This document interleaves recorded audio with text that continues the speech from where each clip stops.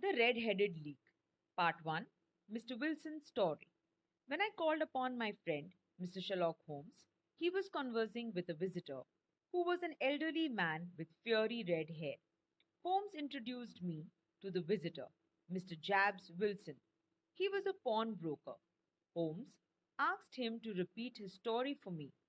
He began by showing us an advertisement in a newspaper. It read as follows: To the Red Headed League, there is a vacancy for a member of the league, and the salary is £4 a week for nominal services. Red headed men may apply in person on Monday at 11 o'clock to Duncan Ross at the office of the League, 7 Fleet Street. The advertisement had appeared in newspaper 2 months ago. Mr. Wilson's assistant, Vincent Spaulding, had shown it to him. Mr. Wilson liked his assistant, Spaulding. He was smart, efficient, and worked for only half the normal wages. But the assistant also had his faults. Every now and then he left work and went down into the cellar to develop photographs. Photography was his hobby. Spaulding showed the advertisement to Mr. Wilson and explained to him that an American millionaire, Mr. Ezekiah Hopkins, had founded the famous Red-Headed League to help all redheads like himself. Spaulding urged Mr. Wilson to apply for the job. So the two of them went to the address given in the advertisement. Fleet Street was full of red-headed people. Mr. Wilson thought that with so much competition, he would not get the job. He wanted to go back, but Spaulding pushed through the crowd and took Mr. Wilson to the office. There was nothing in the office but a couple of chairs and a table. A red-headed man sat behind the table. He was Mr. Duncan Ross, a representative of the Red-Headed League. He was very pleased to see Mr. Wilson and announced immediately that he was well suited for the job. He shook hands with Mr. Wilson, congratulated him, and told all other candidates to go back. Mr. Duncan Ross explained that Mr. Wilson would have to be in the office from 10 to 2. If he left the office, he would lose the job. Spaulding assured Mr. Wilson that he would look after Mr. Wilson's business in his absence. The pay was fixed at £4 a week. And the work, said Mr. Wilson, you have to copy out the Encyclopedia Britannica. The pay was very good and the work was light. Mr. Wilson accepted the job and began his work the very next day.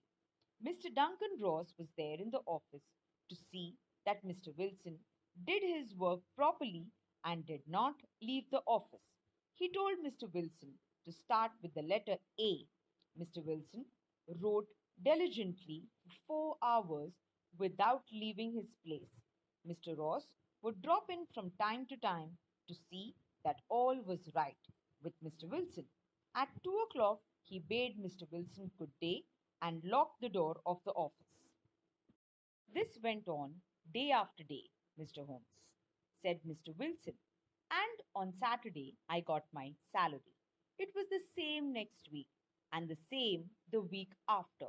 After a few days, Mr. Duncan Ross came in only once in a while, and after a time, he did not come in at all. Mr. Wilson continued. 8 weeks had passed like this, and I had written about aborts, archery, etc., and hoped that I might get on to B soon. And then, suddenly, the whole business came to an end. To an end? Holmes asked. Yes, sir.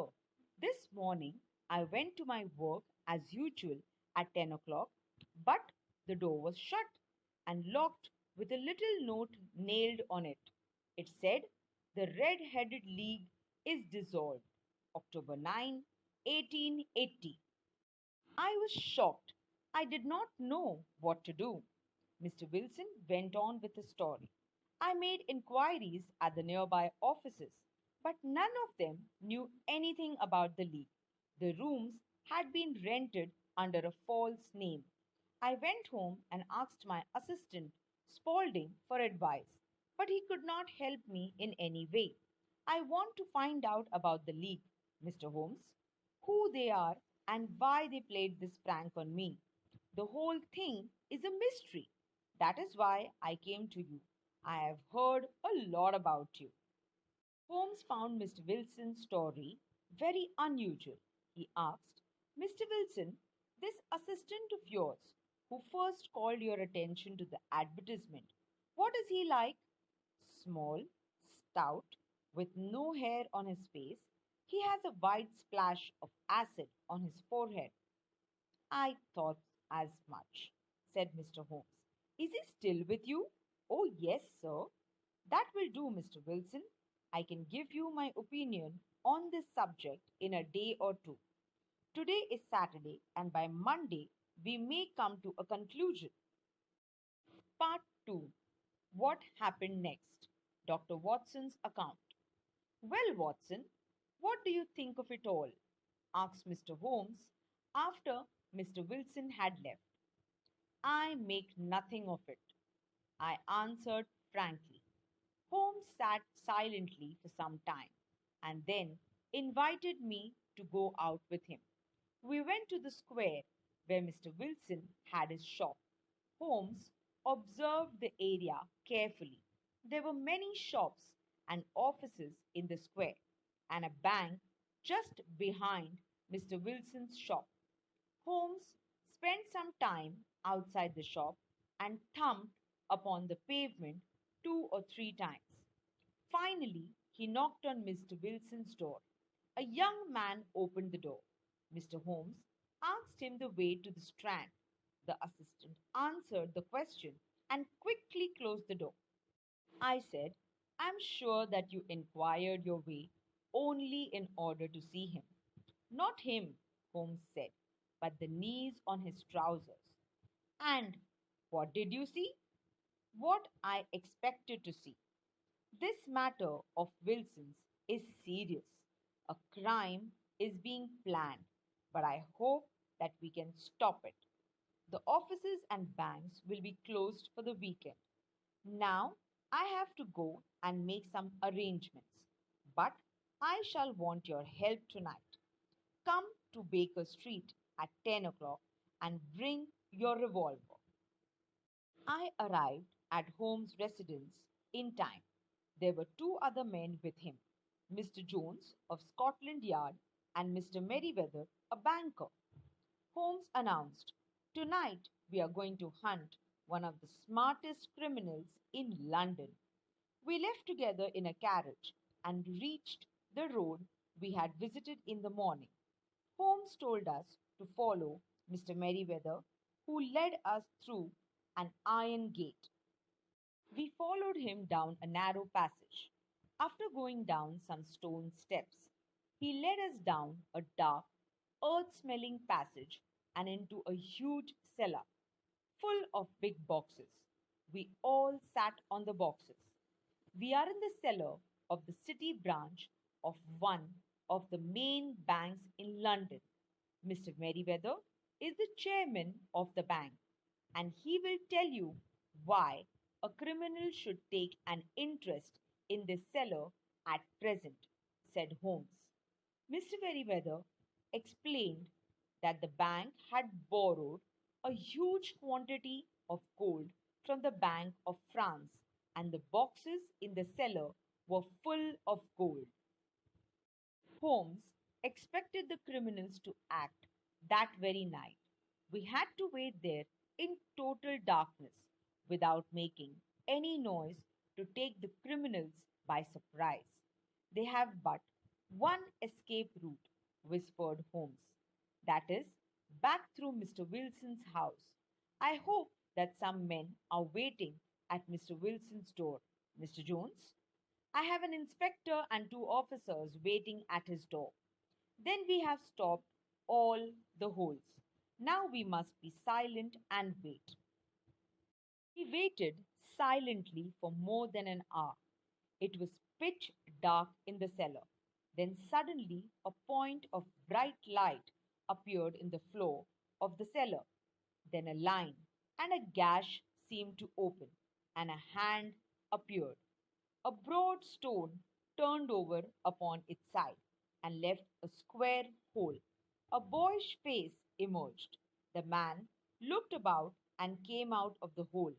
He had a companion with him, a man with very red hair.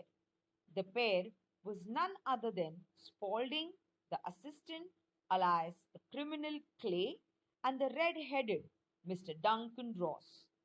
As soon as they climbed out of the hole, Sherlock Holmes sprang out and seized Clay by the collar.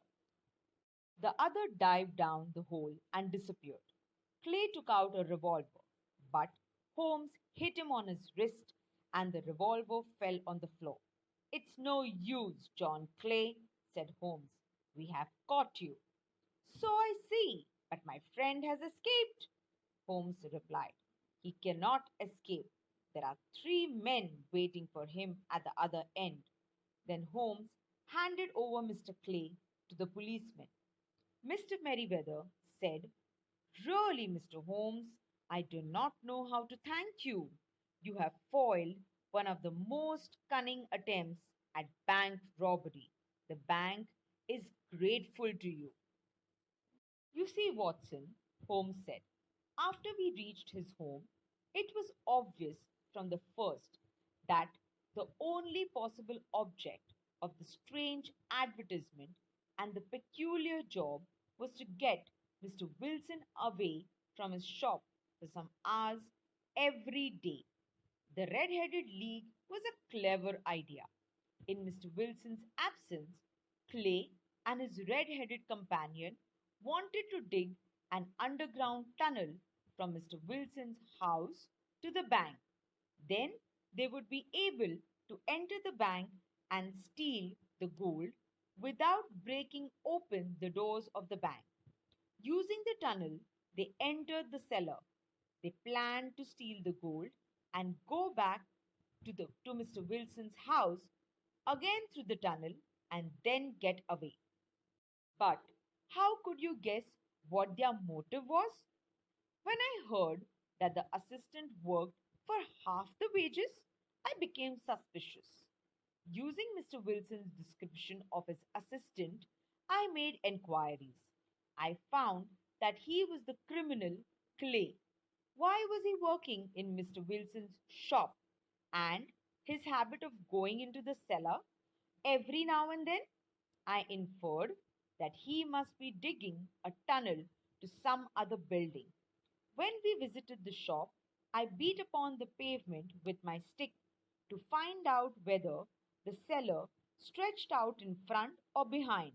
It was not in front. I saw the bank on the other side of the house and guessed what the criminals had in mind. When Clay answered the bell, the knees of his trousers were wrinkled and stained. It confirmed my suspicion that he was digging. You know the rest of the story. You reasoned it out beautifully, I exclaimed in admiration. Pawnbroker, a person who lends money at interest when valuable things are kept with him till the loan is repaid. Dissolved, disbanded. Here it means the organization has come to an end. Strand, a famous place in London. Cellar, a room used for storage under a building. Take the criminals by surprise means catch the criminals without giving them a warning. Stopped all the holes, closed all the routes by which the criminal may escape or run away. Foiled, laid waste, prevented. Object, purpose, reason.